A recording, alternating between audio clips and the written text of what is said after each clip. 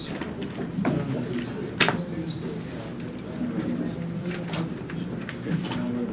got it, John. There's a rate request. Here, give it the director. They have a There's a over rate there. request. So That's there's one on gonna there. be same.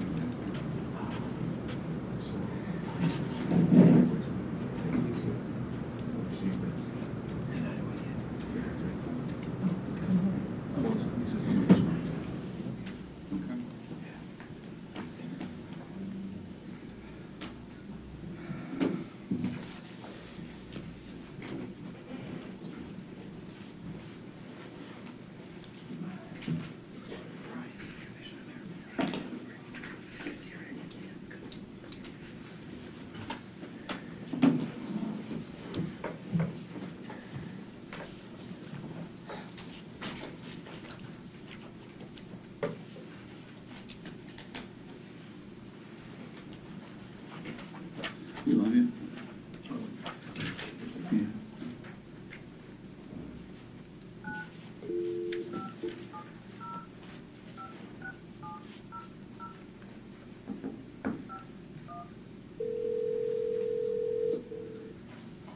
Good morning. Good morning, Commissioner. David Smith. Good morning. Do you have anybody else? Okay.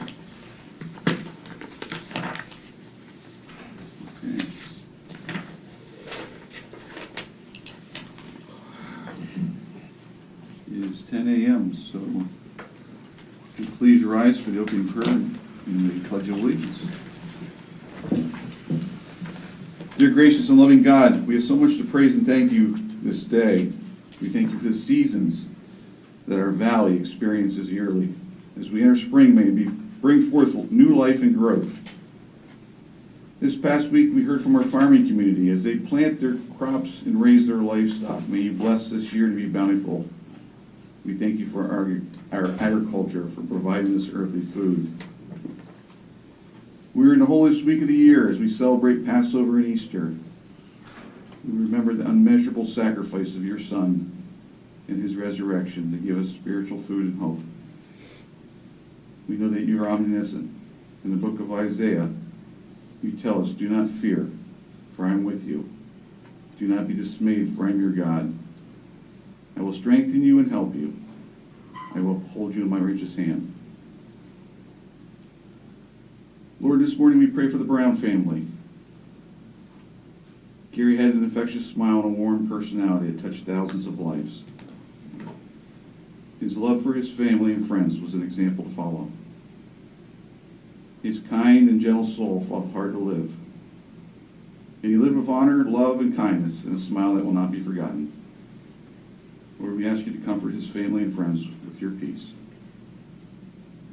And Father, tomorrow we'll remember a time 75 years ago when a black man who had the courage of David walked onto a baseball field. Like David slayed the giant Goliath, Jackie Robinson slayed the color barrier that was instrumental in the early days of the Civil Rights Movement. He was threatened, spat upon, called names, and isolated. He kept his temper and his tongue silent. It was the pillar of strength that was needed. He was the bigger man when the nation needed one. He helped to forge a change in history that was long overdue to usher in the change that was needed and necessary. We thank you for Jackie Robinson's life and guiding him throughout those days to help future generations. He was a cornerstone of change, and we celebrate his legacy. Father, as we celebrate this week, may you renew us in the purpose of life. We pray for your blessings, and that we will always seek and praise you first. These things we humbly ask in Jesus' name. Amen. Amen. I pledge allegiance To the flag of the United States of America and to the republic for which it stands, one nation, under God, indivisible, with liberty and justice for all.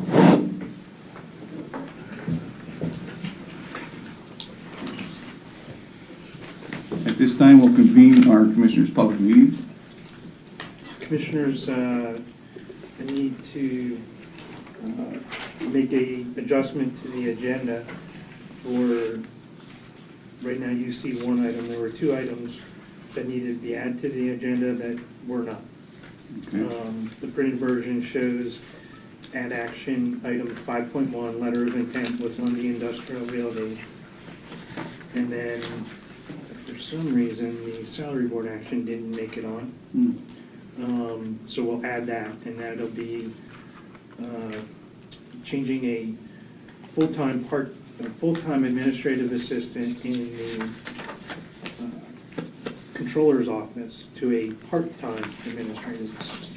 Okay, just stop me when we need to recess commission meeting and adjourn. We'll do it right after information. Okay, thank you. Mr. Chairman, I'll move to amend the agenda with the two items that mentioned by the director. Thank you. I'll second that, although I'll question our solicitor, is that appropriate, since it was not posted? Commissioner Nassar, it is acceptable to add something to the agenda in the web fashion in which you're doing it, and there's a requirement that within 24 hours you need to post the revised agenda, which I think happens in the ordinary course. So the short answer, yes, this is appropriate. Okay, thank you. Thank you. The first item on your agenda was posted. This item is Was that Okay. So that's it, all in favor, say aye. Aye. Aye, so carried. And at this time, we'll have the approval of the minutes of the previous meeting. I'll move to approve the I'll minutes. second that motion. All in favor, say aye. Aye. Aye, so carried. Any public comments on agenda items only at this time? Audience, anything online? no. Okay, hearing none, we'll move on to proclamation. Commissioner Beal. Okay. Proclamation, Lycoming County United Way. And we have someone here with us from United Way, and I apologize that I don't know your name. It's okay, it's Jan Ann Todd. Okay. Thank you for being here. Okay, great. So, whereas a century ago, on April 14th, 1922, the Board of Trade in Williamsport, Pennsylvania, now the Williamsport Chamber of Commerce, recognized considerable growing needs in the community and established the Williamsport Welfare Corporation and organized the first community chest, which over the last several decades has progressed into the Lycoming County United Way. And whereas a remarkable image can be formed of that first community chest, no one working alone, and with compassion, all components, great and small, were gathered, carried, filled, and shared with the knowledge that the receiver would find comfort, putting down the burden of a need in exchange for holding a chest filled with hope springing from a caring community. And whereas the Lycoming County United Way continues to nurture the value and strength of the heirloom community chest and continues to fill our community with hope as they put the words of their mission statement into action every day. And whereas the Lycoming County United Way's mission is mobilizing resources to improve lives, its vision is mobilizing communities to build a better region, and its values are creating effective partnerships, volunteer leadership and governance, accountability and trust, all while addressing identified community needs. And whereas the Lycoming County United Way is able to achieve their success through the support of our community, and their motto is one we can all help carry forward for generations to come. Because change doesn't happen alone, together we live united. Now, therefore, the Board of Commissioners of the County of Lycoming, Pennsylvania, hereby proclaims April 14th, 2022 as Lycoming County United Way Day. In recognition of their 100 years of excellence, we urge all the citizens of Lycoming County to support the Lycoming County United Way in special observance with appropriate events and commemorations. In witness whereof, we've set our hand and seal this 14th day of April 2022. Lycoming County Commissioners Scott L. Metzger, Chairman, Tony Armisair, Vice Chairman, Richard Maravito, Secretary. And I want to give a shout out to Cindy Dawson, our Executive Secretary, who spent a lot of energy and time putting together the analogy of the community chest and the description of it. Spent a lot of time writing this to try to convey what she gleaned from the history of it. We appreciate the energy she put into that. we want to say to you and to all in the community that we appreciate what the Lycoming County United Way does for everybody. And like many things, unfortunately, not everyone knows all the people and places they touch, but we really depend on the support of everyone who is able to say, I stand on the shoulders of those who gave before me in some way, and by standing on those shoulders, people have been able to make their lives better. And to the extent that we can do things to help people make their lives better through the United Way, we'll certainly continue to. So thank you very much. Thank you, commissioners. Please extend our gratitude for that beautiful proclamation, and I am here on behalf of the Lycoming County United Way to just say that we feel privileged and honored on this very day of our 100th anniversary to be honored with such a proclamation. I feel personally very privileged to live, work, and play in a community that has such deep and rooted, lasting community support. The Lycoming County United Way is proud of the work our organization has done for over 100 years, and we are truly grateful for all of you here today and for our community partners who support the United Way. The United Way's mission, as Commissioner Marabito said, is to mobilize the collective resources of our community to improve lives. We continue to advocate for the health and education and financial stability of every person in the communities that we serve. Not only in Lycoming County, but over the last 8 years, we served Tioga and Sullivan counties. So thank you very much, and we are very appreciative of your ongoing support, and we appreciate this day. Thank you. Thank you. And we want to thank the United Way for 100 years of service to our community, their partners, the thousands of people that you have helped, and the stories that are behind those lives are amazing, and we cannot thank you enough. And without your agency and without the partners, there would be a lot of people in our community that would not receive the assistance they need, and we thank you. Thank you very much. We appreciate your support. We're gonna do a photo. Yes. Okay. You understand that today they're celebrating right at this moment. Right, at the Chamber building. Chamber. Yes, Oh, yes. okay. Thank you. Okay. Okay, you can hold this. Thank you.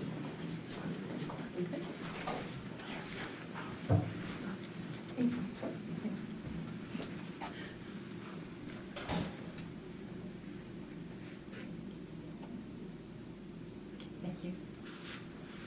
Thank you, sir. Thank you. Thank you. And I hate to scoot out, but I have to man the ship because they're all at the Absolutely. Chamber. Tell them Thank we you. said hello. We will. Congratulations. Thank you. 100 years goes by in a flash of an eye, right?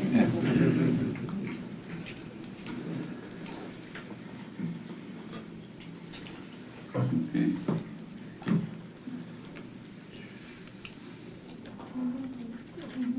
Okay, we're up to 1.7, nonprofit informational service. What they do for you. Brian Patchett from North Central Site Services. Thank you, Brian, for being here. I'm excited to hear what's going on in the community from your agency. Wonderful. Good morning. Thank you, Commissioners. Appreciate you having a few minutes to talk about what we do at North Central Site Services. Let me also say that we certainly appreciate the support we've had over the years from United Way, so I was glad to see that go on this morning. So thank you for doing that. Well, what do we do? So North Central Site Services, a lot of folks know about us. But you know that we help people who have visual disabilities, people who are blind or have visual disabilities. A lot of people know us because of our shredding program. They know that we have this business we do, that we come and we pick up paper that needs to be shredded and take it back to our office, and that helps us to continue to provide the service that we provide. But let me talk about some of the specific stuff that we do. And I, you know, it's, I guess let me first say that the most important thing when I think about what we do, and I've been here now for 3 years as the president and CEO there, I think about those of us with visual disabilities living independently, living the dream, the American dream, the being a part of Lycoming County and being just fully a part of everything that's great here. And so how do we help people to do that? How do we help people who are visually impaired or blind to do that? Well, here's what we do. First off, there's two things that are primarily challenges for people who have visual disabilities. And I should say also that we have some new statistics that have just come out that are really giving us a better sense county by county what this looks like. In Lycoming County, roughly 6% of us are people who have visual disabilities. So that's a pretty good amount. I guess that would be what, about 7,000, almost 8,000 people that have visual disabilities, if I'm doing the math right. And so one of the things is transportation. And we appreciate what STEP does, we appreciate what some others do. We also provide transportation. Especially we help people be able to get to the doctor's office, get to the grocery store, get to other appointments, and those kinds of things. And we're able to help quite a few people do that in Lycoming County. But still, that is still a challenge. And you know, I love the fact that we have Uber and Lyft and those things. Sometimes it's still a challenge to get funding to help people do that. So that's something we're working on. That's the first one. The second thing is helping people get access. You know, if you think about it, you know, if you want to just close your eyes and imagine how you would access your life. How would you access your phone? I mean, we all kind of live by our phones now, right? I mean, it's amazing how short a time that's been, and now we rely on that. How would you access your computer? How would you read your mail? How would you cook a meal? Okay, that really starts to be a question. Well, there's a wonderful thing that is referred to as assistive technology. Okay, so that's technology that helps people who are visually impaired or other disabilities be able to access life. And so that might mean that on your phone, you know, you can, there's built-in software on your phone, built-in apps on your phone that will allow it to speak to you. If you ever see me using my phone, you're going to see me, because I don't want to bother the people, I'll put my earpiece in here, and then I'll start going through my phone, and it will talk to me. And so if I turn this off, can I touch this? Let me see what, it's talking. I'm trying to go through the microphone. Messages, 20. So it talks to me. It talks everything that I touch my finger to, it reads to me. It'll also enlarge that onto the screen, and it'll also do Braille output. People can use something called a CCTV, where you can put a document or anything, newspaper, whatever, and you can read that. You can scan things into a computer and read it. There's small digital devices, but we've been very fortunate through some wonderful grants, both locally and from the Lions Club and others, to be able to build the state-of-the-art Assistive Technology Center. We received about $200,000 in grants during the pandemic. Not only that, we're in the process of building a trailer that we can take anywhere in this whole region of Pennsylvania to show that technology. We have grants to help people purchase that, and that's a huge, huge thing. So if you know folks who have become visually impaired or who are, let them know, let us know. We can help them access some of the technology that really helps us to be independent. We also provide vision screenings. We go out thousands of children a year. We do vision screenings for, and we provide employment for a whole bunch of people who are visually impaired. We have a wonderful industry that we provide products for the federal government, for the Department of Defense. For example, external hard drives that we build, targets for the military we send all over the world. We are a pretty significant distribution hub for what's called the Ability One program. And I want to say that all of this is possible because of the generosity of so many people, so many organizations here in Lycoming County and across this region that have helped us to grow these programs. And one of our most recent programs, this will be the last thing I'll talk about, then I'll be done, is early intervention. And we appreciate commissioners for your approval last year for us to become an early intervention provider. That's serving children birth to 3. And you can imagine a child who's born with a visual disability or maybe a multiple disabilities. We've had some children recently that we've been identified that one child was born without any eyes. And just for us to go in there and help the parents and help children to become independent and more independent from the time they're young. And so we provide that service as well. And so that's what we do. And we have about 50 wonderful employees that work there with us, and we're there on Reach Road. And again, appreciate the time that we had to share this, commissioners. Any questions? I'm happy to answer any questions. How long have you been here now? I am so glad you asked that, Commissioner.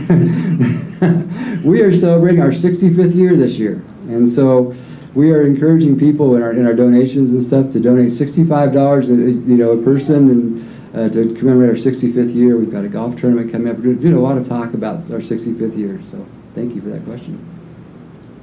Other questions? You know, Brian, this is Rick Mirabito. So, can you mention to us how the pandemic affected people who were visually impaired in terms of just the practical kinds of things you mentioned?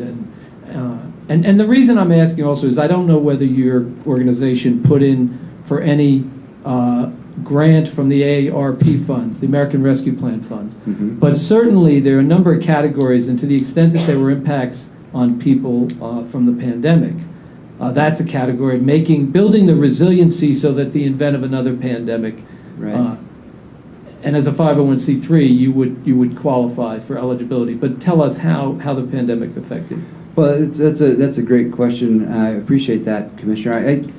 I can tell you that North Central Site Services did not close down at all during the pandemic. We changed some of the ways we did things.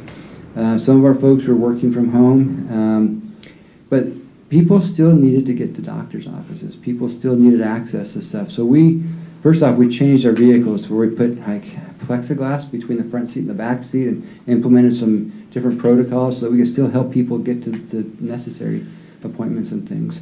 Secondly, like everybody did, we implemented all the different PPE stuff and all of that. And we did apply for federal and local funding and received some of that as well. An interesting story, I'll share this story. We had a woman who called us kind of in the middle of the pandemic, and she said, I just lost my eyesight. I don't know what to do. And she says, I don't know who to talk to. I don't have an eye doctor. I can't see. And so we were able to help her, first off, get access to find a doctor who would meet with her. Because again, it was tough. It's hard to get to a doctor and things. And so we did that. The second thing was the assistive technology I talked about. We thought, okay, how do we do this without meeting directly with her and all this? So we came up with this idea, I should say our assistive technology team did, where we dropped off items on her doorstep, and her daughter and her would pick those up. We would then get on the phone with her, and it would be a doctor say, okay, here's what the items are, here's how they work, and she would try out items until eventually she found stuff that helped her to be more independent around the house. And so that's just some of the creative things we did. And yeah, we had some impact financially, but we also were fortunate. Amy Alexander's here with me. She wrote some really great grants that also helped, as well as applying for some of those funds you talked about. Thank you. Brian, from the time when I was a kid, when you were at the agency was at the base of 3rd Avenue and Memorial Avenue, to the building that you've grown into up on Reach Road, I had the opportunity and honor to have a tour of that building. And it was fantastic what your staff is doing up there and the people that they're helping. And I was blown away by the technology. The technology that's out there for visually impaired people is just mind-boggling. One of the highlights of working with Little League over the years is the Challenger division with kids with diverse abilities. And for kids that are visually impaired in the Challenger division, they have a baseball that makes a sound, it beeps, and it's on a tee, so that the child can hear the ball and then line up with the bat and hit the ball. So the technology that's out there is just incredible. And when you see it helping our people and the smiles on their face, it's so rewarding. And that they're able to work independently and function independently is the goal. Yeah. Thank you for saying that. Note. I'll just conclude. Are there any other questions? I'll just conclude by also, I wanted to thank commissioners for creating. We have a group that meets. It's the Diverse Abilities group, our committee that meets on a regular basis, and I appreciate the commitment from our county commissioners to look at how we can make our county more accessible and more a wonderful place for people with disabilities. So thank you. Thank you, Brian, for everything you do and your staff. Thank you. Thank you, Amy. And next week we'll look forward to hearing from the Blast IU. Yeah. Okay.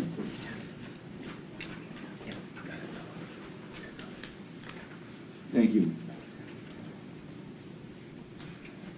All right, moving on to reports. 2.1, Brandy, accounts payable cash requirement report. Good morning, Commissioners. Good morning, Brandy. a little shorter than he is. Presented for your ratification are the invoices due through April 20th, 2022 that were paid on April 13th, 2022 in the amount of $3,999,247.29. They break down $425,870.40 was the general fund. $2,629,078.72 were grants and other sources. 2820 was debt service interest on a bond. $896,659.75 belonged to RMS and was paid out of their revenues. And $44,817.62 were escrow funds. Okay, is there any questions? I think on those grants and other sources, a big chunk of that was children and youth, right? I think we had Yeah, over $1 million. Title 148 pass through, yep. Right. Any further questions? A motion? I'll move to approve. Or to I'll ratify. second. All in favor, say aye. Aye. Aye, so carried. Thank you, Brandy. Thank you. 2.2, Maya? Good morning, Commissioners. Morning. The list I have before you is all the agreements approved by the Director of Administration for the month of March, and there were 6 total.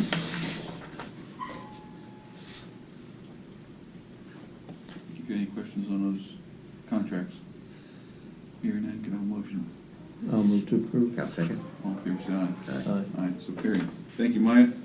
All right, thank you. Okay, moving on to information items, 3.1, Sal Vica. Good morning, Commissioners. How's everyone doing today? Good, how you doing? Good. Just going to update you on the Transportation Improvement Program. So the Williamsport Area Transportation Study Metropolitan Planning Organization, the Transportation Department, if you will, and the Planning Department is currently updating the Transportation Improvement Program, or the TIP. We started this process last fall. We met with PennDOT Central Office, PennDOT District 3, Federal Highways, and Federal Transit Administration. Right now, we are in our public comment phase, so the TIP is available. It's up on the MPO website for anyone to review. If they would like their own personal copy, they can just contact me by calling the Planning Department, and we can get that to them. Public comment closes here May 5th. We'll then be going to the Watts Technical Committee and the Watts Coordinating Committee in the May and June meetings for their review and hopefully final approval. There's another meeting at the Lycoming County Planning Commission that I'll be presenting on this as well. And there's also a standalone public hearing on Monday, April 25th from 6 to 7:30, 8 o'clock p.m. And that information is up on the website as well. It's also being published in the Sun Gazette, I think 3 or 4 times. Just a brief overview of what's in the TIP. It's about a 230-page document, so it's a pretty hefty document. We have 84 projects total on the TIP this time. There's 52 bridge projects, 25 highway projects, 5 safety projects. There's also some transit projects via RVT, River Valley Transit, as well as some of the regionally significant projects that we're doing. I'm happy to report that Warrensville Road, the slide repair, is being addressed. It's on the TIP. They're actually doing work on that right now. I believe work started this week. The estimated completion date for that is going to be June 2023. So barring any unforeseen instances, that'll be wrapped up by June next year. A few safety improvements. We're actually getting a lighted chevrons over on the Route 15 spur. So when you're coming down 15 South before it connects to 180, there's been instances there where we've had trailers overturned and things like that, so we're going to get lighted chevrons to help address that. There's also the countywide guide rail upgrades where they're switching out the guide rails and improving those as well. Also, another bigger project is going to be over 220 over Ramp A, going up towards Jersey Shore there. There's 6 bridges, 3 eastbound, 3 westbound, and they're revamping all those projects. That is going to be pretty substantial, about a $19 million project. The BIL funding, the Bipartisan Infrastructure Law funding, has definitely helped us with this TIP round. I believe we got approximately $39 million in additional funding to help us with our transportation projects, and I'm happy to answer any questions. Is that going to raise that one railroad bridge? That is not, no, it's not that far up. So you're talking about the bridge going over 220 on your way up to Jersey Shore. That is not a project that's on this TIP. That is potentially a future project that we would look at, because I know there's been some instances there of strikes on that. But these three are the three right over like Antlers Lane and the City Cog River. Those are the both eastbound and westbound are the bridges that this project I just mentioned is going to be addressing. It's great news to hear about Warrensville and Lickburn Road, because that's been closed for quite a while. It's been since 2019. Yeah. I was looking it up before presenting today. So yeah, I was also pleasantly surprised that it started this week. And So I know that the folks out that way are. they've been very patient, and I'm sure they're going to be very happy when that's completed as well. So Sal, Mhm. chevron, what is a spur-lighted chevron for the So members right of the now, public? when you're coming down 15 South and you hit that left-hand turn to link back onto 180, you'll see those yellow signs with the black arrows. It's non-illuminated. That's a chevron. Okay. These are going to be lighted. I'm not exactly sure what PennDOT is picking for the exact type.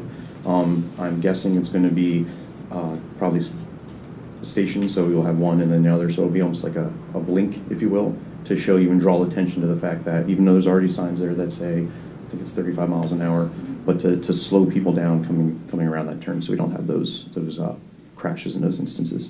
And the other question is, the 52 bridge repairs, those don't include the 17 we're doing through bridge bundling, right? Because this No, is those not are state completely money. correct. Yeah, Those ours are not state money. The 17 bridge bundling projects are a separate Right. project the county's running. This And is not on the tip. They're not. Okay, and then the other question I wanted to ask you is, on the 52 bridges, you say 5 local bridges that are getting state funding on the tip. Where are those 5? I can double check all those. I think one is out in, I want to say Moreland, but I can double check and get that for you. Okay, that's great. Thank you. Yeah. Thank you, Sal. All right. Thank you, guys. Have a good day. Thanks, you too. Okay, we'll recess Commissioners' public meeting at this time for the Community Development Block Grant Public Hearing. Or sorry, I'm sorry, Salary Board first. Thank you. And we'll convene the Salary Board at this time. All right, Commissioners, this is the item that we added.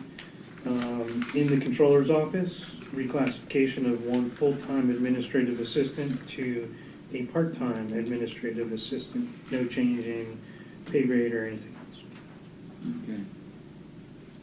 Got a motion? I'll make a motion. Okay. I'll second. All in favor, say aye. Aye. Aye. Carried 4-0. And at this time, we'll recess the Salary Board. And this time, then, we'll convene the Community Development Block Grant Public Hearing. Flexibility. Okay, yep. Thank you. Thank you, Commissioners. Okay, so this is a modification hearing for Lycoming County and Lycoming County on behalf of Jersey Shore, Montoursville, and South Williamsport boroughs for both federal fiscal year 2018 and 2020 CV funds, which is the coronavirus response. There is a sign-in sheet in the back if anyone on your way out or on your way in wouldn't mind signing in. It doesn't mean you have to talk or anything. It's just a record of who is here. And there's also agendas back there because there's a lot of numbers. And if anyone needs to see what those numbers specifically are and can't write them down as fast as I hope to be able to talk, that is back there as well. So for 2018, federal fiscal year 2018, the proposed modification is to move $10,790 from the 7th Avenue reconstruction to the Center for Independent Living rooftop air conditioning unit, and this is in South Williamsport. The project is in Williamsport, but this is a contribution from South Williamsport to the project based on their population. So that would be, again, $10,790. The 7th Avenue reconstruction project is done, and the Center for Independent Living rooftop air conditioning unit does need some additional funds, so that addresses that issue. For 2020 CV, there are quite a lot of changes here. Montoursville, I will start with. They are moving $3,777 from the American Rescue Workers Rental Mortgage and Utility Assistance, as well as the same amount of funds from STEP Supportive Housing Program into that same Center for Independent Living rooftop air conditioning unit, so that total would be $7,554. Jersey Shore is doing the same thing, moving $3,777 from both the American Rescue Workers Rental Mortgage and Utility Assistance and the Supportive Housing Program to the Center for Independent Living air conditioning unit, and that is again, a total of $7,554. And then for the county, it would be moving $6,246.21 from the American Rescue Workers Rental Mortgage and Utility Assistance and the STEP Supportive Housing Program. Both of those numbers are the same, and putting that into the Center for Independent Living rooftop air conditioning unit for a total on that one at $12,942.42. The center, as I mentioned, the Center for Independent Living rooftop air conditioning unit is a critical project for them right now. They do not have very well functioning air conditioning in that facility, which is a problem to begin with, but when you have people with diverse abilities, sometimes they are more sensitive to those temperature changes, particularly in the summer when it's 90 degrees out and there's not good air conditioning. So this will address that. It's also obviously an airflow issue, which is why we're trying to move these coronavirus response funds into this particular project. I know that we're moving a lot of money, I don't want to say a lot of money, but some money out of the rental mortgage and utility assistance program. I do not believe, having seen the numbers that have been coming through for those, they are much lower than what we would anticipate. So this is much more, I do not think it will impact in any capacity the ability to move funds out of that project and into the hands of the individual families that do need that assistance. However, we know that there will be funds left over from that, and that is the point for reallocating those funds. So at this point in time, I'd like to open it up for any public comment on these changes. Okay, hearing none, I also want to mention that the commissioners will take action on a revision, and this was my calculation error in the amount of $1,870 due to cash on hand. And so this is somewhat revising an action that you had taken a few weeks ago. So this is 2017 Cdbg funds, and it is STEP Homes in Need had, we did have a different number again, it was like 1870 difference. That change will be $40,745.70 for a revised budget of $31,254.30, and that $40,745.70 will be moved into the Muncie Library, removal of architectural barriers. That is not part of the modification process, which requires the hearing, but I did want to mention it since it was listed for this hearing. So unless anyone has any comment, you may close at least my... Well, quick question for you. Absolutely. So the reason that we are taking from so many different geographical locations is Yes. those are the percent of people utilizing the sill from that community? So, when a project occurs in a community that gets its own Cdbg funds, as the city of Williamsport does, or if it occurred outside of a geographical boundary, for example, Montoursville could fund something in Muncie Borough, if it had a potential benefit to the residents of that borough. So I'm trying to think of another example where we do this, but Lycoming County has often done, and they're called fair share. So we look at, on these, we've been looking at total population. Anybody who potentially has a disability, and it's very difficult to identify how many people might actually be using the Center for Independent Living's facility from a geographical area. So we're just looking at basic population counts, and so there is a cap, there's a limitation on how much Lycoming County can invest in the project on behalf of communities that do not get their own Cdbg funds, which is where your Cdbg funds go towards. But Montoursville and Jersey Shore both have about the same population, between 4,500 and 4,900. They can contribute on behalf of that population, which is the percentage from the county. South Williamsport, having some more greater population than that, can invest a little bit more. So, Thank you. sure. Okay. Any further questions? But thanks for all the work you do for Lycoming County. Thank you. We're trying to get money spent so that it goes where it needs to go. Thank you very much. Motion. I think we're doing the motion later on, aren't we, here down at 5.5? Oh, yes, we're doing one, I'm sorry. So that was the hearing. Yeah, I'm So sorry. adjourn the public hearing at this time, we'll recess. We'll Reconvene. Reconvene the Commissioners' public meeting. Okay, moving on to action items. Commissioner, seeking your approval on a letter of intent with Lundy Industrial Realty for the property that's located on 250 Rear Arch Street in Williamsport. The letter of intent includes a $90,100 agreement for rent from the period of November 2020 through 31 March 2022. And the LOI also establishes that the appraised fair market value set the sale price of the property. So pending the appraisal and the outcome of that, we're just notifying the Lundy company that these are the terms and Yes. potential. And the coroner's been utilizing the building, so obviously we are paying a rent for it. Right. The time that the coroner's been utilizing Would you go over some of it? And we want to thank Don Lundy for assisting the coroner in the middle of the pandemic when we had a need to put a freezer there that the coroner got Through from the FEMA. state. Yeah. Through FEMA. Through FEMA. And of course, we know how many people were passing away, and so we do want to thank Don for that. And this is part of the process of trying to see whether this is the building, depending on the appraised value and so forth, that the commissioners can move forward with. Commissioner, anything you want to add? No, just that we did utilize it for the trailers, the coolers, and thank God for the most part, you know, it ran smooth. Absolutely. And this is the next step into finding the coroner a home. Right. And all the other services that we hope to Yes, it's put not- under one roof.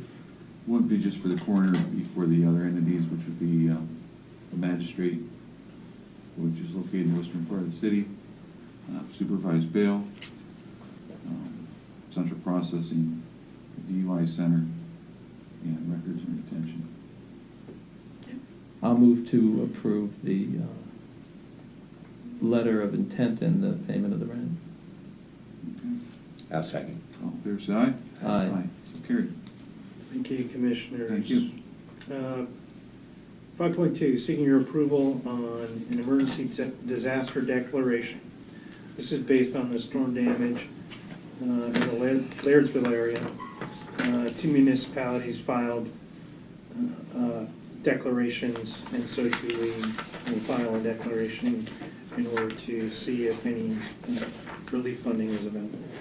And I had I went with Joe Ham, our state representative, down to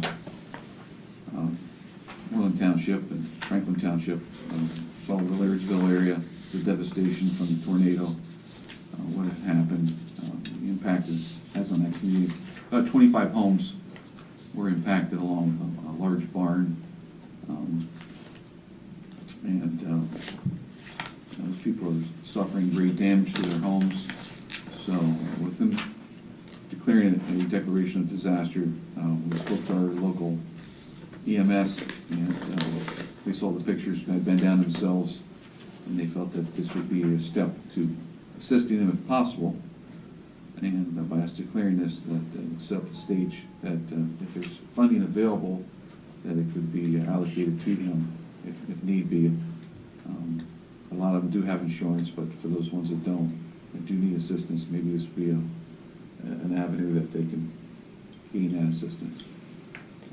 It was great to see the community, how they came together after this tragedy. And a tornado ripped through there quickly, and they described it as a freight train, the sound of it.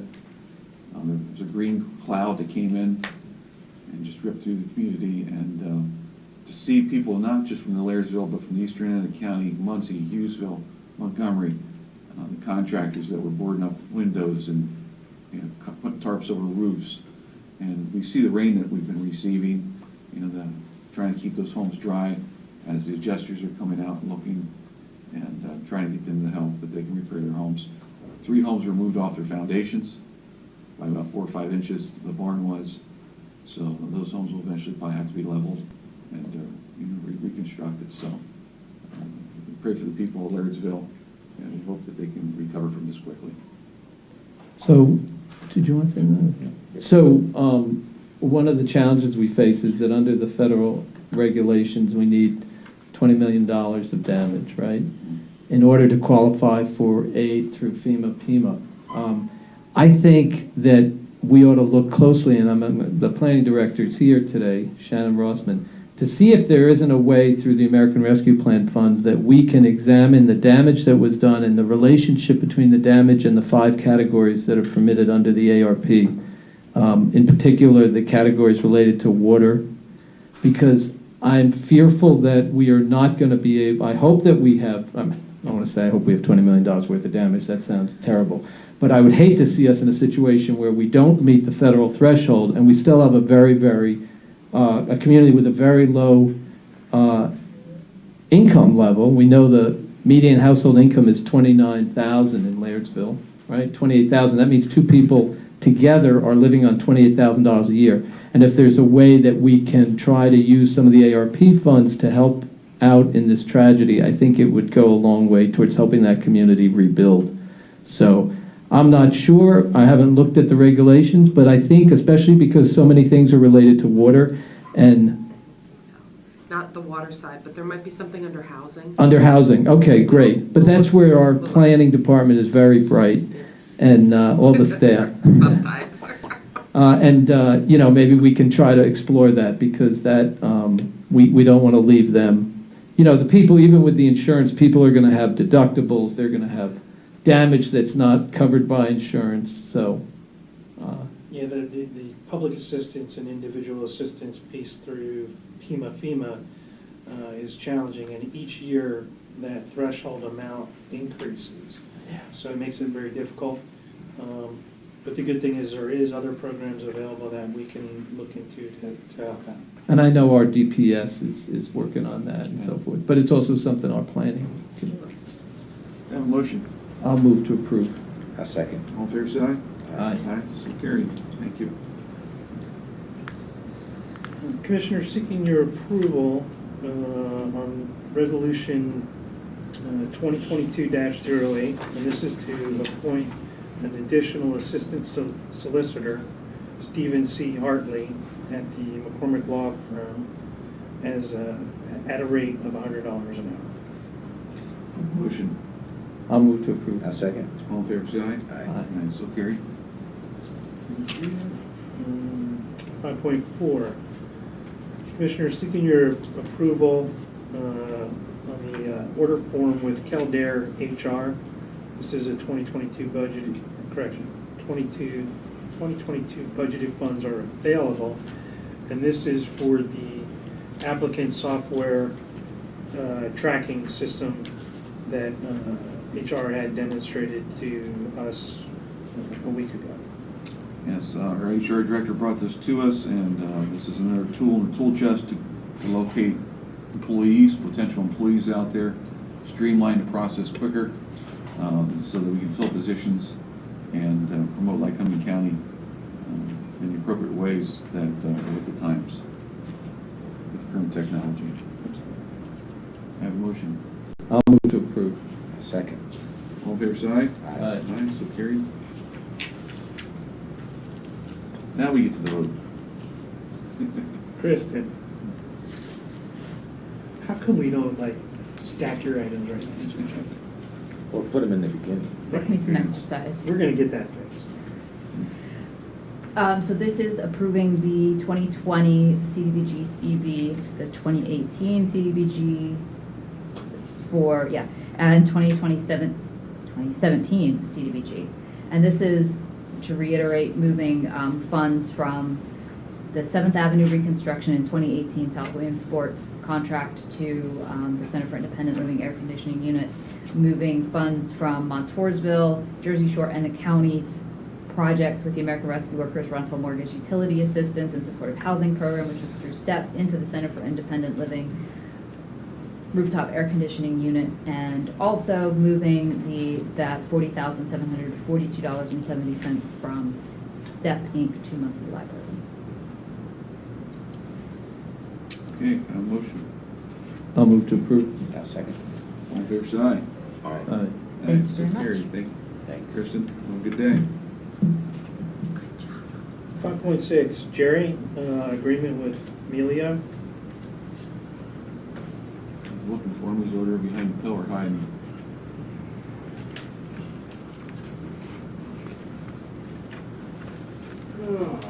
Morning, Jerry. Snuck up on me.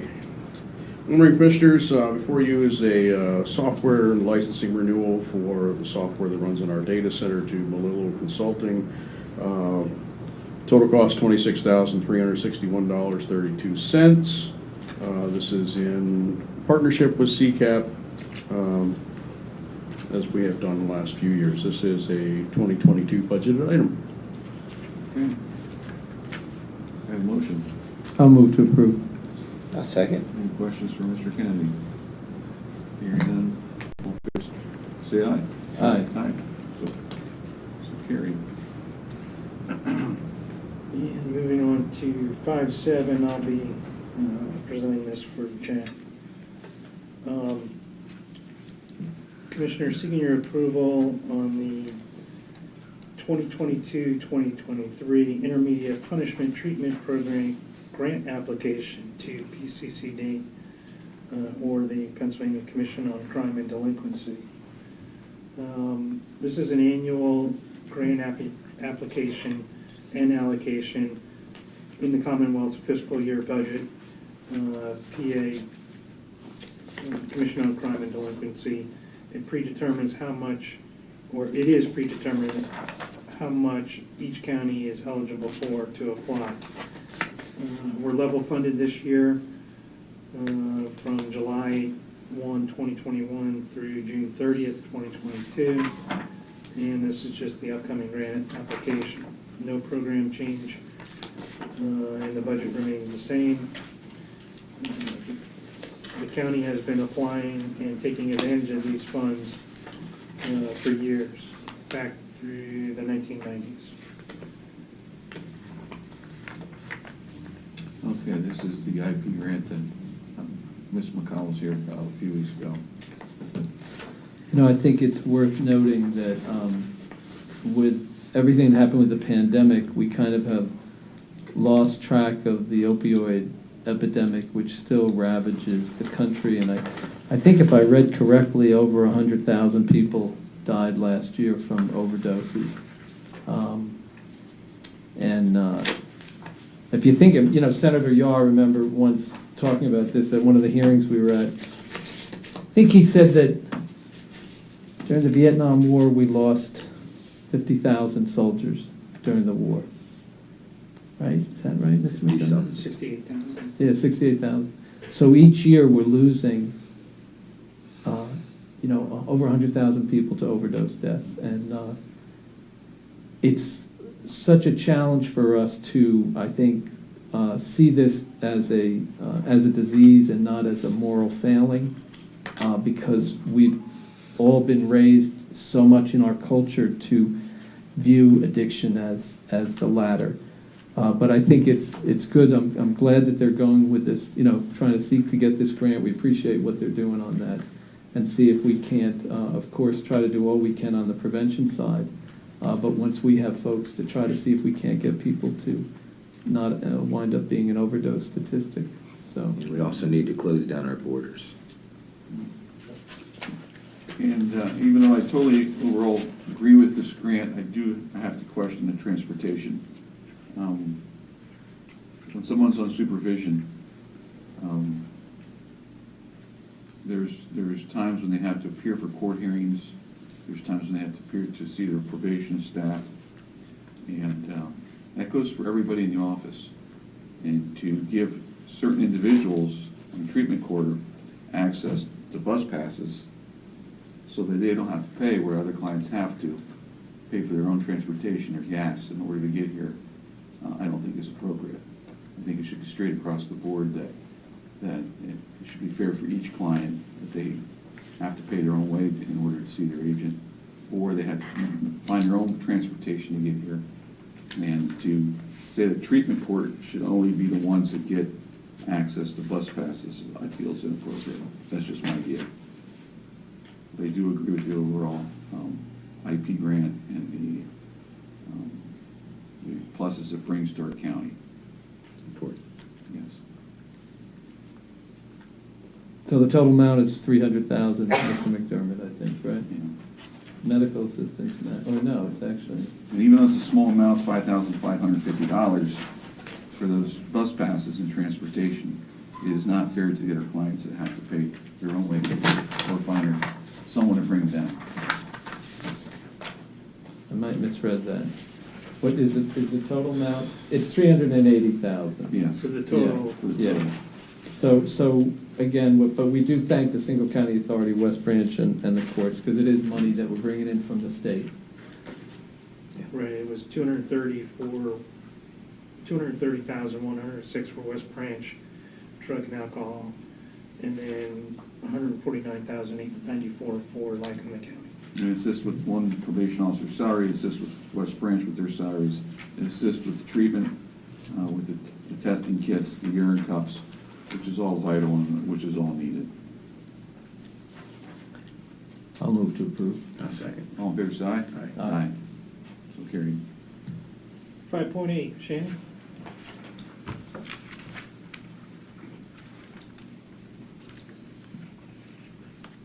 Good morning, Commissioners.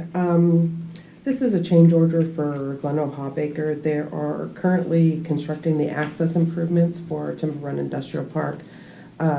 They started work beginning of last week or the week prior, and they found a existing stormwater pipe that they have to extend from where it currently is at, underneath of where the new turning lane will be, and then add some additional drainage area to accommodate that pipe.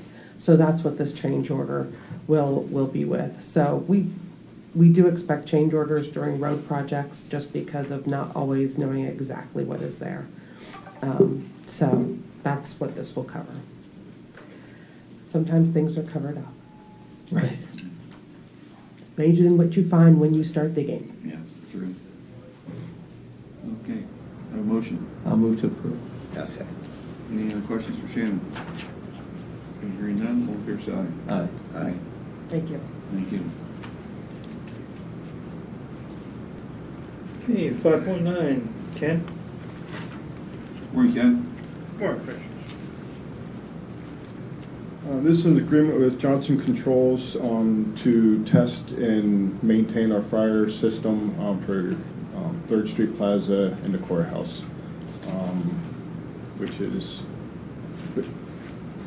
required by codes and fire departments and so forth.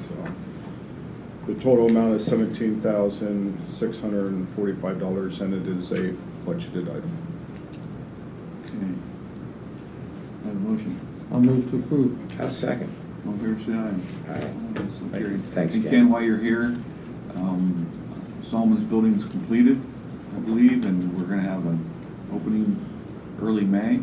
Yes. 16 May, I believe, is the 16th ribbon May, cutting. ribbon cutting and thank you so much to your staff for basically gutting the building, building it, renovating it, and it's going to be a model for other magistrate offices in the state to follow. Thank you. The security that's put in there and just the overall build out. We've toured it. It's incredible what you've done, you and your staff. So we want to thank you. And also we went over to tour the second floor of the 3rd Street Plaza with the Wellness Center, and that's come along great. It is. And they're right on target and schedule. And that's exciting to see that take place too. Thank you for your, Thank you for your leadership on the Solomon building. There was a lot of roadblocks, there were a lot of curveballs thrown at you, and you moved through them through the pandemic and everything. So between floods and flood walls and electricity and everything else, but you did it with grace, and you did it, right, pandemic, you did it with a positive attitude, so we appreciate that from There's you. definitely some challenges. We appreciate your guys' confidence in allowing us to do it, knowing that we would get it done correctly and properly, as we always do for the county. And you save the taxpayers a lot of money, that's the bottom line. It should be the safest place to be if there's a flood, right? Right. Sure. And you have, you're over there next door to the courthouse, you're working on the sheriff's office, you're starting that project. And Yes, we're finishing up the juvenile build. We're replacing, moving some walls.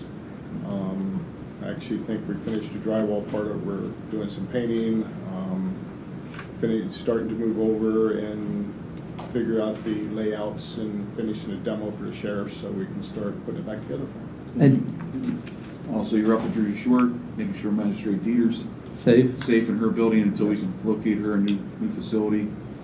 And so we appreciate that also. did you have the guys out doing mulch too? No, I did not. Oh, that was not you. Oh, No, that- that was, pre-release assist us with that. A subcontractor?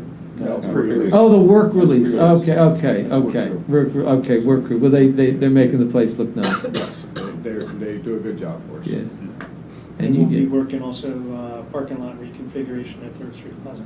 right, great, There's a lot going on, thank you. There is, yeah. Okay. Yeah, thank you. Great, thanks. thank you.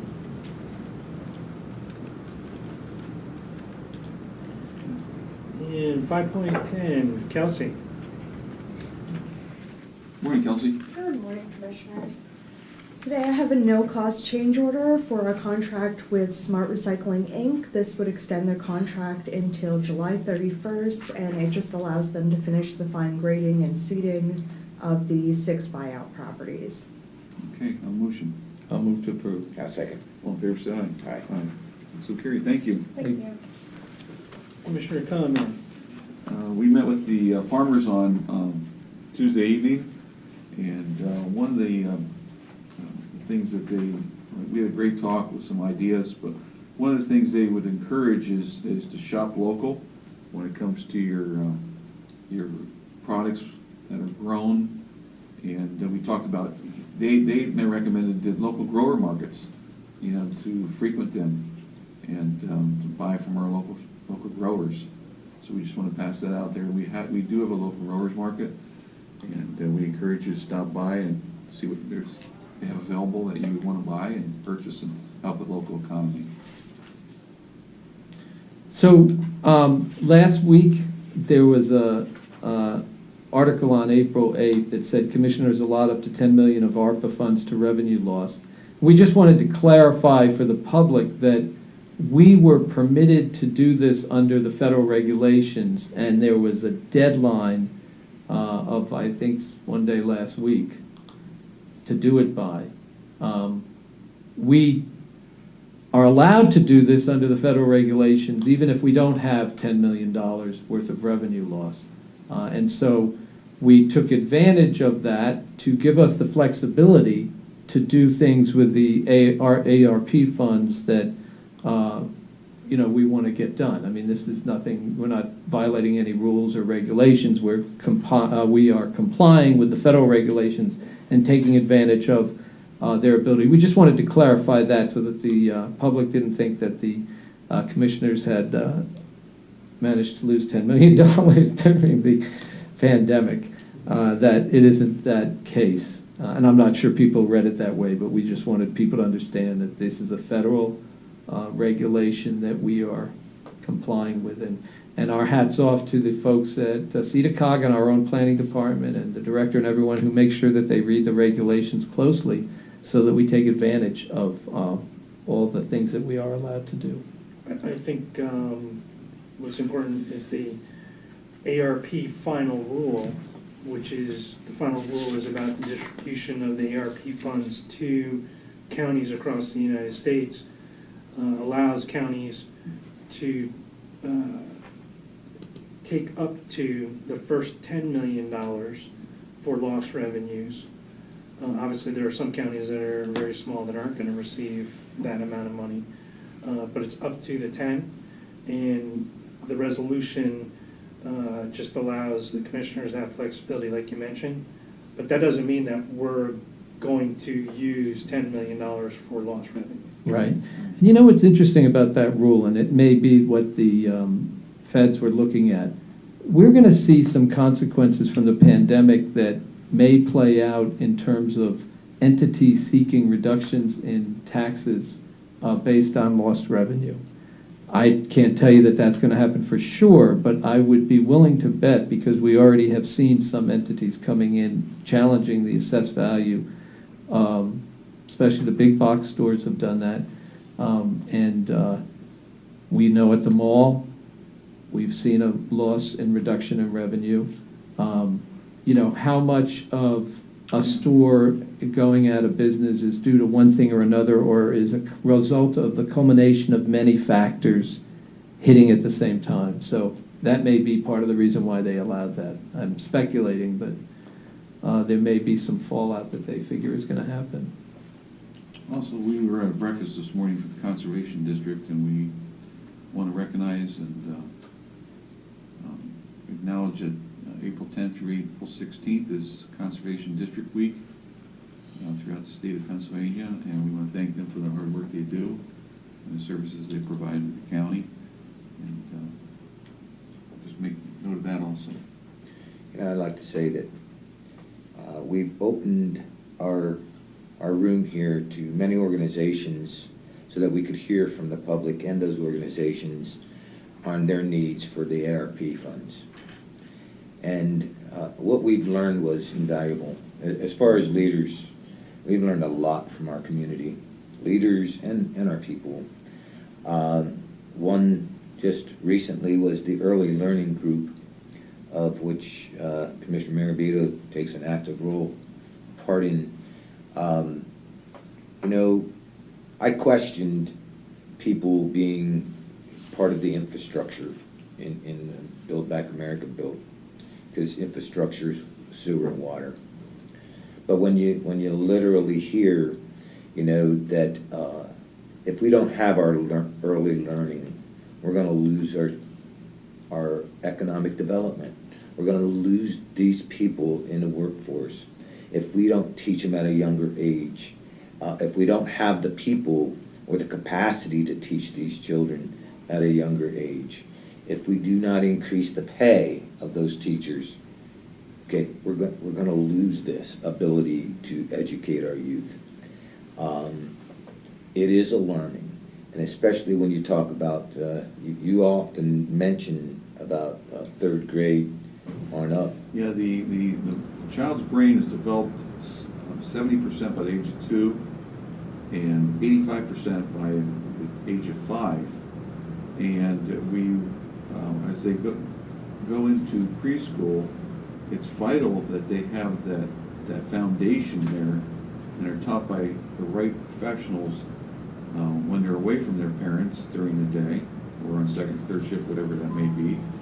And as they enter school, that the school then has the best possible student coming into school, that they're not a disciplinary problem, that they're not lagging and their basic skills that they could be learning from age of birth till age 5.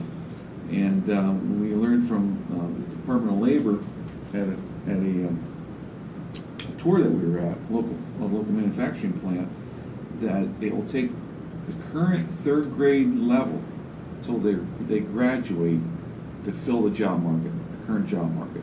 So as this lady informed us, this isn't a 6-month problem or a year problem. The fact that families are having 1.7 children nationally, we heard from a lady from early childhood. She says, I've only had 1 child, and I would love to have more because of the cost. And the cost of child care, the cost of raising that child, and I would love to have more, so people can't afford to have more children. You have more people retiring on the upper end from the pandemic, people retiring at the age of 50, 55. So you have less people in the workforce. So as this Department of Labor employee was telling us, there's an enormous amount of jobs out there, you don't have the people to fill them. And it's going to take the current third grade level, the graduation, to fill that market.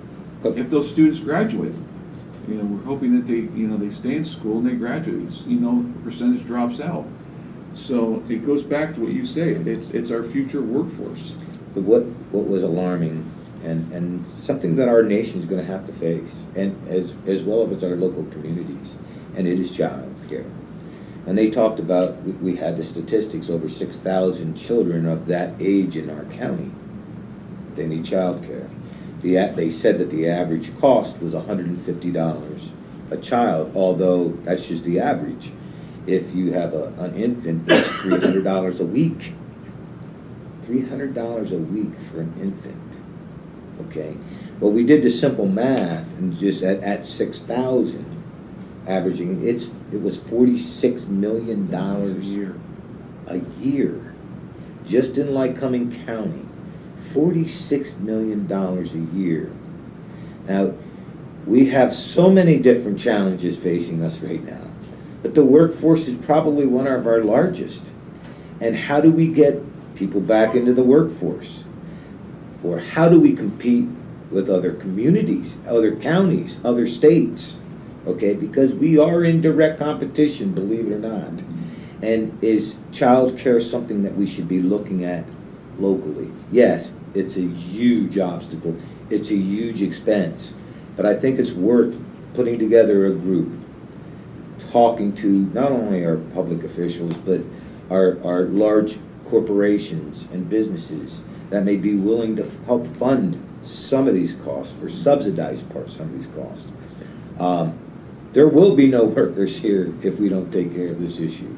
And you know, and one other thing was, you know, people are asking their parents to watch their children. Okay, so our grandparents no longer in the workforce. You know, I mean, you see a lot of people that want to just do something part-time. Well, they can't anymore. And yeah, it's just a major issue. You know, one of the things that, and I think you both have raised some really important points that we learned from the hearing. So I think one of the important things is to sort of separate babysitting from early learning, right? That, in fact, if you want to get a degree in early learning, simply having raised children is not sufficient to help you get a degree, right? You have to actually study because, and I hope that we can try to always think about this in terms of early learning, because a language is so important in terms of how the public understands. When we're dealing with kids 0 to 3 or 4, we're preparing them so that when they hit kindergarten, they can read, they can do things, and actually benefit from the tons of money, right, that we put into public education. And so that's really important. And I think part of it is that, especially the three of us who sort of grew up in a different generation, there wasn't as much research. STEP has done a fantastic job, and one of their requirements is to do a needs assessment. And if you go to their website, you can find the 2021 needs assessment that STEP has done. And one of the shocking statistics in there, and this is gleaned from census and other data, 24% of the kids in our county age 0 to 3 or 4 live in poverty. Huge number of kids live in poverty, 24%. But what's alarming is that when you look at the state statistic and the national statistic, we are higher in that category. So I think that at a state level it's 19 and at a national level it's 20, or vice versa. But the bottom line is that we are much higher. And it's one of the challenges that faces all rural communities for lots of reasons, because of chronic unemployment, because people can't get full-time employment, you know, because of the deindustrialization that's happened over the last 40 years and so forth. So I'm excited. You know, it's what we said at the meeting, how do we eat the elephant of this problem, this challenge? We just try to find it a little bit at a time. And I think that investments from the ARP funds can help us. And one of the points that was made by, who made the point about saying that, you know, sometimes the numbers that we need are not as great as we think? Kelly. Yeah, Kelly brought it up, that even in certain places, helping a facility have 5 more or helping raise some wages. And it's a multifaceted problem, you know, as they pointed out, from the provider point of view, they can't get people to work because the wages are so low, right? And from the capacity, they're running centers at 50% capacity. So they have all the overhead, It's like having a restaurant, you only run it at 50% capacity. You have a construction company with a crew of 10, but you only put 5 to work. You know, at a certain point, it comes back And to... the average worker's making $10.50 an hour, or was it $11.50 an hour? And I've often said this, that our children are our most precious assets, our most precious treasures. They're our tomorrow, and we're paying $11.50 an hour to take care of that asset, to take care of that treasure. Yet we'll spend $200 to go see a sporting event or a concert. Society has their priorities backwards. We need to take care of our children. Can I add one more subject, Chairman? And that would be, over the past couple of weeks, I've been in a number of places where there's a petition being passed to audit the Lycoming County vote. This is something that is not going to go away, and it is something that we could probably handle. I'm not sure if we'll ever satisfy everyone, okay, but this is something that is not going to go away. There are voters out there that have lost confidence in our system, and it's understandable. I totally agree with them. Okay, I do not believe that fraud happened in Lycoming County, and they are putting a number of names down, a lot of names on this petition. They are our constituents, and we're going to have to listen. And if we can do this in a manner, and I don't care if it's a sample group of the ballots, because we have the ballots, okay, secured, that we run a sample of the ballots and hire somebody to come in as long as we're there, both parties to count some of those ballots and compare them to the data off of the scanners, the computer, the guts, the hardware, just to satisfy that everything does match up, without losing the integrity of the machine by not going into that component of the machine and have the state say, hey, we're going to need to purchase new machines, because I'm not for that. But I believe we should reconcile the ballots to the counts. It's going to take some time, but I think we need to do this.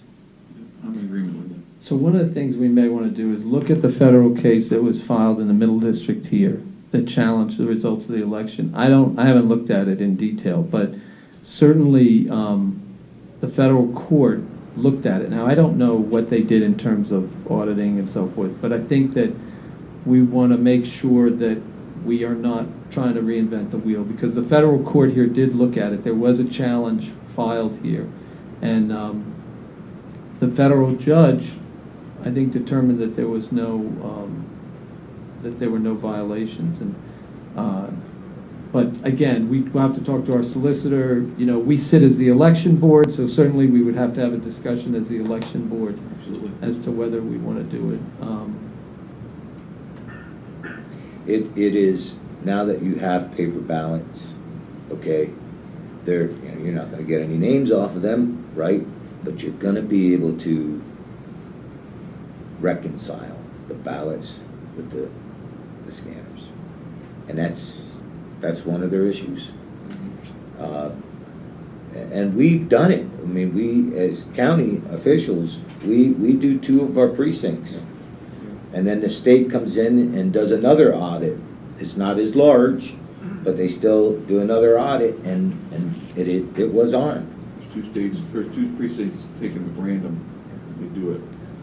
And if you saw the data that they had, we answered most of their questions, but then there were some others where it was about registrations, and it's absolutely compelling.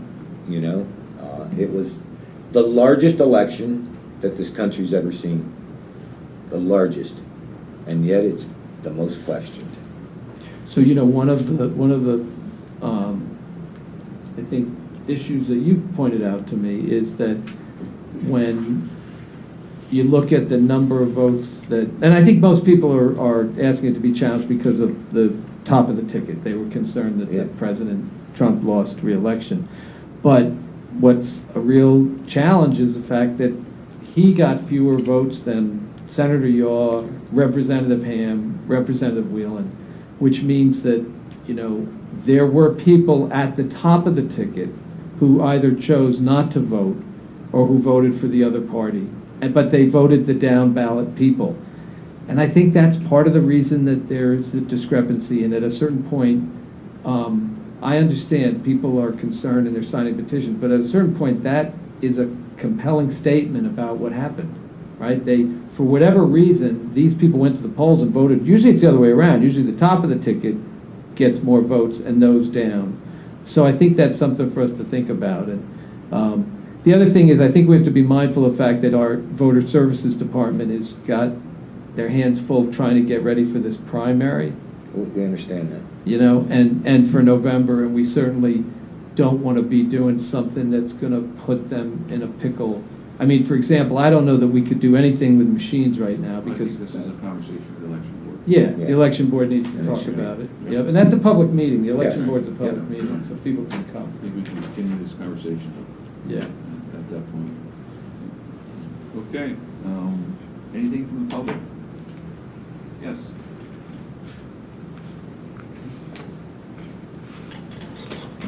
Morning, Mark.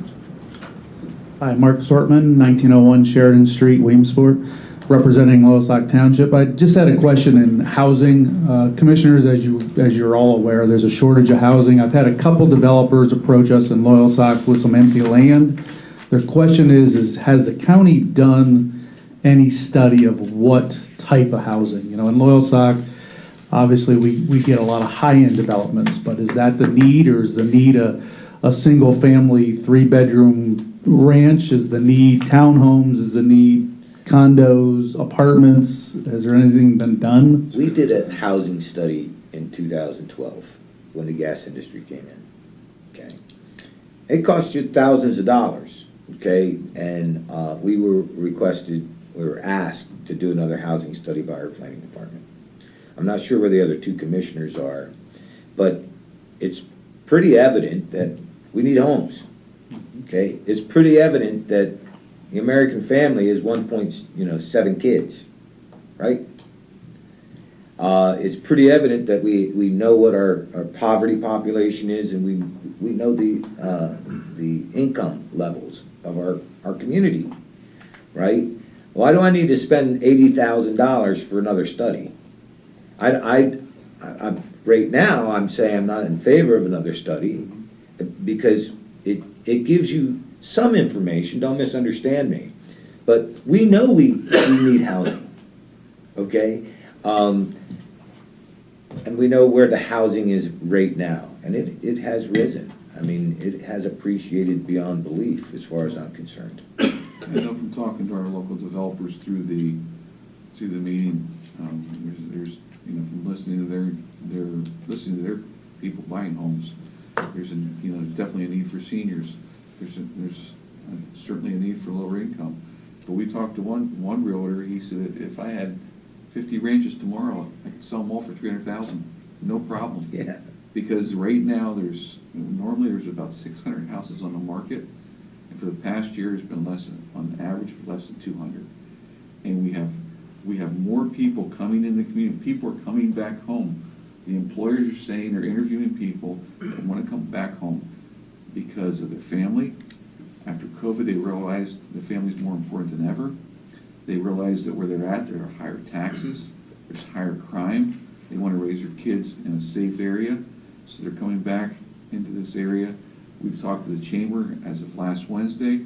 In the next 3 years, we're looking at manufacturing jobs to be another 1,000 jobs.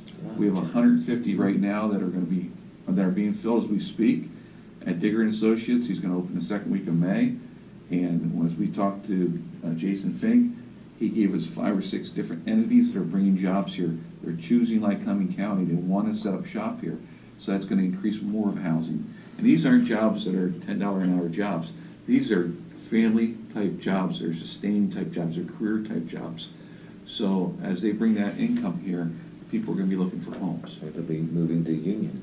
Or they'll be moving to Union County, exactly. Right, we don't want that. We don't want that. We want them here because it increases our tax base. The more homes we can build here, we can increase that tax base. We don't want to raise taxes, we want to increase the tax base.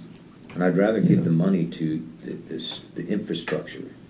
You know, there's another thing that we learned, okay, and I think it was Mike Miller from the city that made the point, is that, okay, we can develop, and then we can spend all that extra money in the infrastructure needs, okay, from water retention, stormwater, sewer, and water, everything. But why don't we identify where that infrastructure is already at? Right. You know, and then develop there. Yeah. And he makes a great point. And also help with our existing, and our infrastructure on the water sewer side, a lot of them are ancient. Commissioner Metzger talks about Jersey Shore, it's 102 years old, but even 108 years old with wood filters. Wood filters, but even in Williamsport. But so we haven't really talked among the three of us, although we did learn that we could piggyback with a housing study with the city of Williamsport, which is being partially paid for through what's called the STAMP program, which is the strategic management program that we used to be called the EIP, right? So we would gain the benefit of having part of the study paid for by the state. They could not do, we'd have to do stuff outside the city, right? We'd have to pay for it. But some of the reasons maybe to do the study is that it's been 10, 13 years. When the study was done, the gas industry was booming in 2012. That industry has now really changed and it's moved.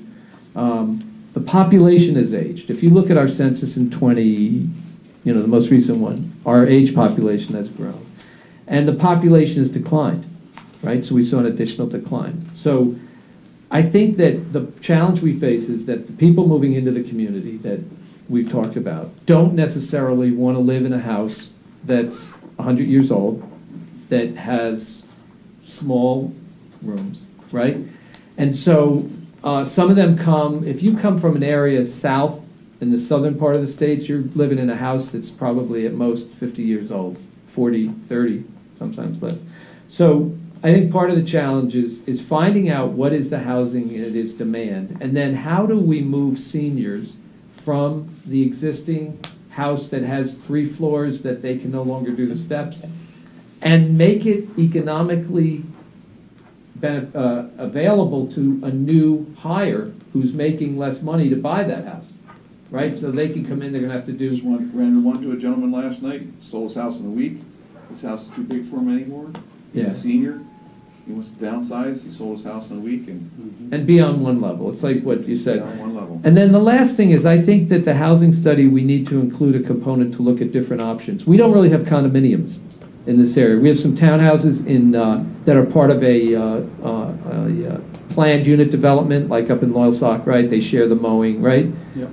But we don't have condominiums, and we have many, in the historic district, we have many buildings that if we converted to condominiums, and if we were able to put that into our ordinance so that they are, you might find some people, young people who say, you know what, I don't want to rent an apartment, but I want to buy a condominium. I own it. And that could be a real game changer for taking our communities that are predominantly rentals, like Williamsport, and putting owner occupants. We need to flip the 60-40 number in Williamsport. We got 60% rentals, 40% owner occupied.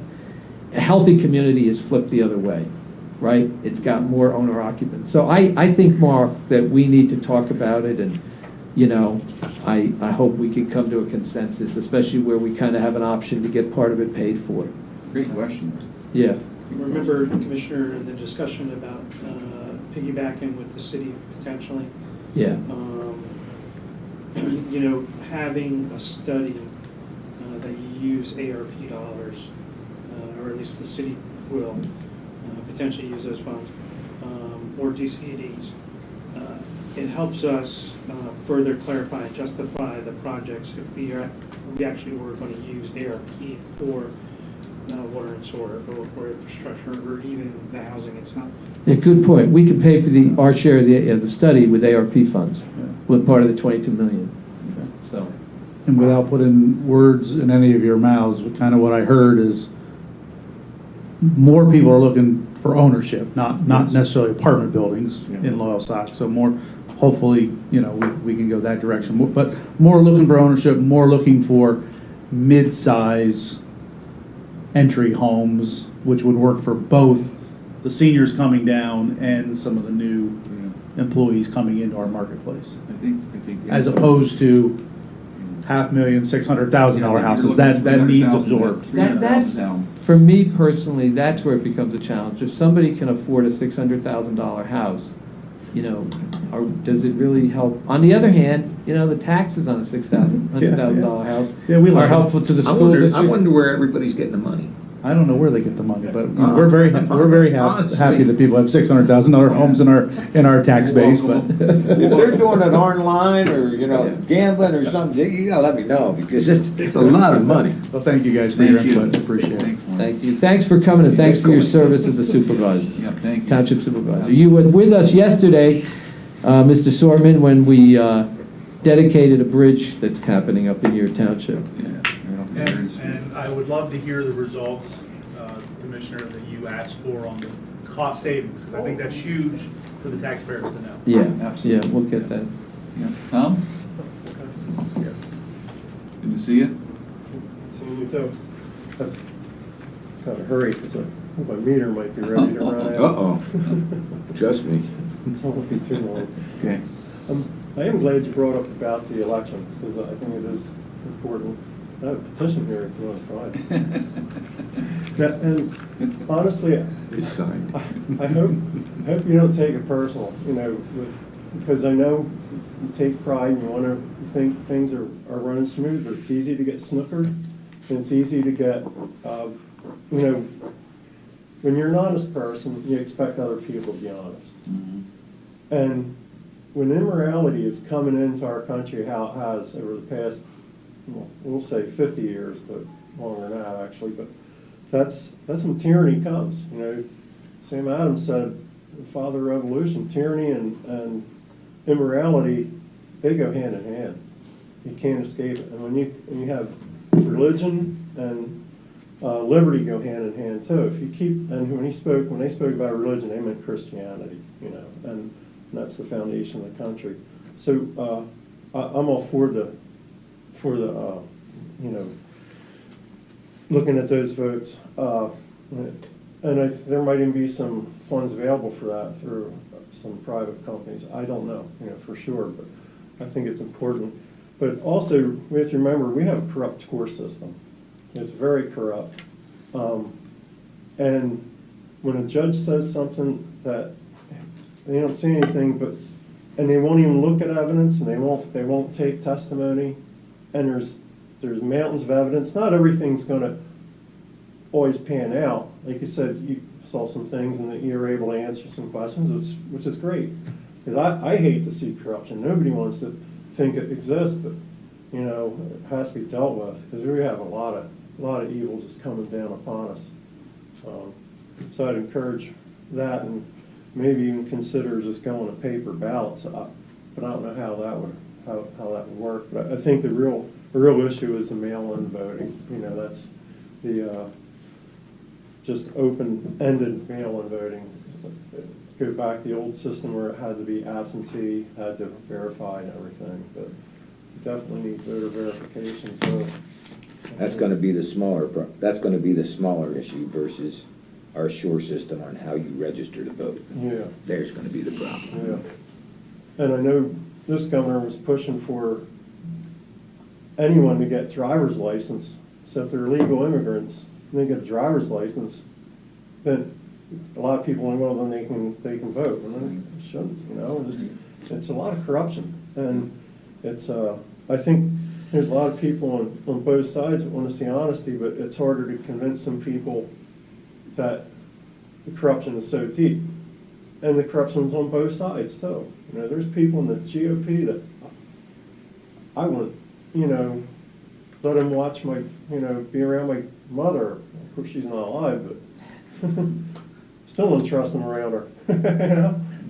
It's you have to look at people's integrity, But Tom, when a state says I'm going to allow 800,000 illegal immigrants to vote in my state, but they won't be able to vote in the general. Right. That's the corruption you're talking about. Because now, does my vote in Pennsylvania make that big of a deal if they're doing this in other states? Nothing makes sense right now. New York City for 30 days. We need to stand up and fight. I'm with you. I'm with you. And actually, the worst thing you can do is people be discouraged and not vote. And it's imperative that the good churches get their people to get out there and vote. Because when you turn and say, well, my vote ain't going to count, it's how difficult is it to get your butt out there and into a voting precinct and do the vote? You know, people die left and right for this country. And it's just Keep up the words to fight. describe it. Keep up the fight. Yeah. So, Thank you. Tom, so the one, I think it's important for us not to throw the baby out with the bathwater. For example, on the mail-in voting. You know, if we were around 100 years ago, we would be having a debate about whether or not women should have the right to vote. Right. And you would read in the newspaper people talking about, you know, they're not smart enough to vote, they're going to be influenced emotionally, all the arguments that at the time seemed perfectly legitimate to deny people the right to vote, right? And then, of course, obviously today we would think that that's ridiculous, right? I mean, if we were here 125 years ago, we would be looking, not even 125, 75, the poll taxes that existed in many states where you couldn't vote unless you had property, right? Educational requirements, couldn't vote. Think about all the people that we know who maybe don't get a chance to finish school, but educational requirements, if you didn't have a degree or in high school or whatever, you wouldn't be able to vote, right? They all seemed at the time very legitimate reasons to deny people the right to vote. So I think what we have to try to do, and this is the challenge that I hope we can get a dialogue on both sides about this, is to not throw the baby out with the bathwater, correct the problems, but recognize that our goal is to move towards a place where more people can participate, right? More people are not saying, hey, I'm not bothering to vote. Right. Because that... But Commissioner, we cannot move in the direction of federalization of one way, a federal taking over of the voting system. It has to be state by state by state. And that's the direction that the administration wants to move into, that it'll be under the federal control. And we cannot have that because we will lose total control on a state level of how the election process works. Well, so can I just point out to you? Yes, that's the direction that they're moving. And when you have all these things that allow for things to be questioned, it is not healthy, and it does discourage voters. You know, for instance, we have to have voter ID. You have to have an ID for everything in life, everything, to cash a paycheck, anything. In order to go to their conventions, if you would go to a Republican and Democrat convention, you have to have your ID to get in the door. But you don't have to have your ID to vote. That's crazy. And the same thing is, it's election day. It's not election week, it's not election month. It's election day. So, I won't get into a debate about whether we're federalizing or not, but here's what we have to remember, that, you know, a lot of the civil rights movement fight was about the fact that states wanted to do things a certain way, right? And part of them was, hey, we don't want people going to school who are two different colors. We want them going to the same school. That's why the federal government had to end up sending in troops, right? So we don't want to get into that. We don't want to get down, but we do need to find a way to make sure that if we're going to do IDs, that it's really not difficult to get an ID. You know, that if we're going to do certain things, that there aren't ways to use the bureaucracy to keep people from being able to vote. That's all, you know, but it's a complicated issue. I'm sure it's one that we'll continue to visit back and forth. And also, we've got to make sure a person is legal in order to vote. Right. We can't have people that move into a city and you can vote 30 days, and they're not even an American citizen. That's wrong. Okay, thank you, Tom. Thanks, T. Thanks, Tom. Anything on that? There are no comments on that. Okay. Thank you everyone for attending. We are adjourned. Happy Passover, happy Easter, and pray that everybody has a good week, and we'll see you next week at this time, 10 a.m. Thank you. It's a holiday. Thank you. Thank you so much.